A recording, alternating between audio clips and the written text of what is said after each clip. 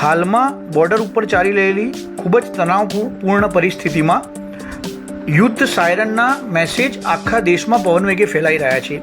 એવા સંજોગોમાં આપણે સૌ નાગરિકો જાણીએ યુદ્ધ સાયરન એ શું છે. આ એક સ્પેશિયલ એલાર્મ સિસ્ટમ છે જેનો ઉપયોગ જોખમની સ્થિતિમાં લોકોને ચેતવણી આપવા માટે થાય છે.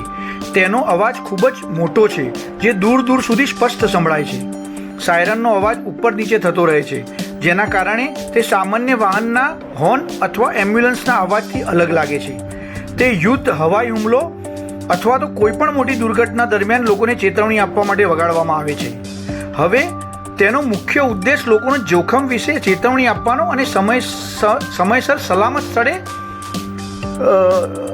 જવા માટે તૈયાર કરવાનો છે. તેની તીવ્રતા 120થી 140 ડેસિબલ સુધીની છે જે ખૂબ જ જોરથી વાગે છે. આ સાયરન 2 થી 5 કિલોમીટરના વિસ્તારમાં સંભળાય છે. હવે આ સાયરન વાગે ત્યારે નાગરિકોએ શું કરવાનું?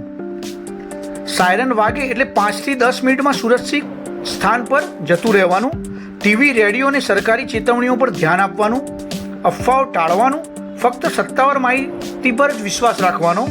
વહીવટી તંત્રની સૂચનાઓનું પાલન કરવાનું. શાંત રહેવાનું અને ગભરાવાનું નહીં. ભૂતકાળમાં આ સાયરન 1962ના ભારત ચીનના યુદ્ધ વખતે વગાડવામાં આવી હતી. 1965માં ભારત પાકિસ્તાનના યુદ્ધ વખતે વગાડવામાં આવી હતી.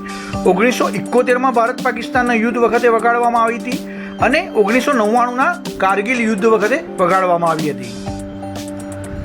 આ સાયરનો સ્થાપિત ક્યાં ક્યાં કરવામાં આવી હશે?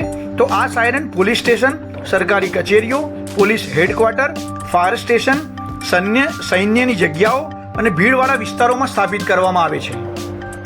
આ સાયરન 7મી મેના રોજ વગાડવામાં આવશે. નાગરિકો ગભરાતા નહીં, એકજૂટ બનો, સશક્ત બનો અને દેશ માટે બુલંદ અવાજથી કહો જય હિન્દ. દિવ્ય બ્રહ્માસ્ત્ર ન્યૂઝ.